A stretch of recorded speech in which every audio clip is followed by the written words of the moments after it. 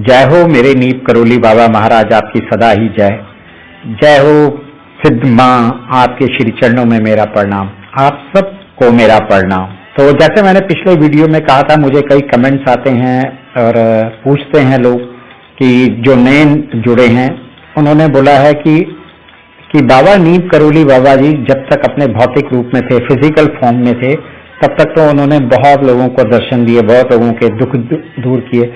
क्या उन्होंने महासमाधि के बाद भी लोगों को दर्शन दिए या लोगों की मदद की? तो मैं बोलना चाहता हूं आप सब लोगों को कि बाबा जी तो बस भौतिक फॉर्म में आए थे, भौतिक फिजिकल एक फॉर्म में थे। इस शताब्दी के सबसे बड़े संत श्री योगराज देवराह बाबा जी ने कहा, श्री नीप करोली महाराज जी की समाधि के बाद बाबा जी की मृत्यु सच नहीं है। वो इन चीजों से पहले भी खेल चुके हैं। वो कहाँ जा सकते हैं? वो यही हैं, वो जिंदा हैं और वो हमेशा रहेंगे हमारे आसपास।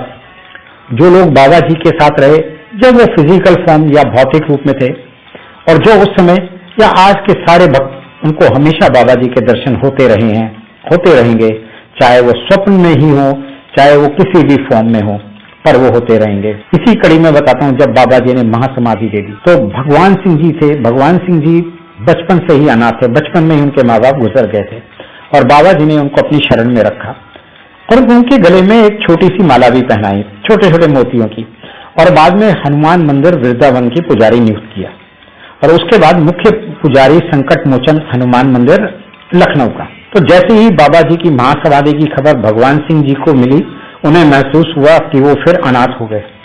बाबा जी उनके माता पिता गुरु के स्वरूप में थे और जब उनके पास बाबा जी का कलश पहुंचा तो वो बहुत दुखी हुए। वो इतने दुखी हुए कि उन्होंने अपने जीवन का अंत करने की सोच ली। उन्होंने सोच लिया कि अगले दिन मैं गोमती नदी में छलांग लगाकर जान दे दूंगा। पर बड़े दिल और सबके दुख दूर करने वाले बाबा ऐसे कैसा होने देते? उनको तो पता ही चल गया, उनको तो महसूस हो जाता है। अगले दिन भगवान सिंह जी ने मंदिर का नित्य कार्य पूरा किया और निकलने ही वाले थे, तभी एक साधु, लंबा चौड़ा साधु भगवा कपड़ों में आया और उसने भगवान सिंह जी को बोला, ये गले में मोती का धागा किसने दिया? तो भगवान सिंह जी ने अपने बड़े दुखी मन से कहा, ये मुझे गुरु श्री नीप करोली बाबा जी ने दिया। तो फिर वो साधु ने बोला, इस कलश में क्या है? तो वो बोले, इस कलश में बाबा जी की पुण्य अस्थियां हैं, उन्होंने महासमाधि ले ली है। तो वो साधु बोले, झूठ, बिल्कुल झूठ, मैं अभी तो उनसे मिलके आ रहा हूँ, अमरकंट से, जो मध्य प्रदेश में। मैं उन्हें अच्छी तरह से जानता हूँ, मैंने बाबा जी को सादे कपड़ों में देखा है।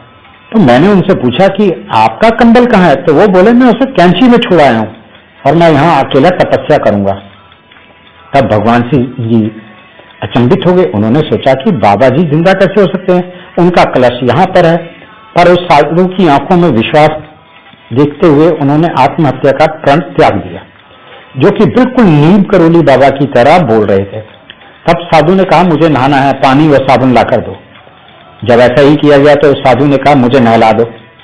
तो भगवान सिंह जी ने जैसे ही साबुन लगाने लगे, उन्होंने मना कर दिया कि साधु साबुन का इस्तेमाल नहीं करते। भगवान सिंह जी को उस साधु के हाव भाव देखकर बिल्कुल लगा कि ये नीप करोली बाबा जी की तरह ही है।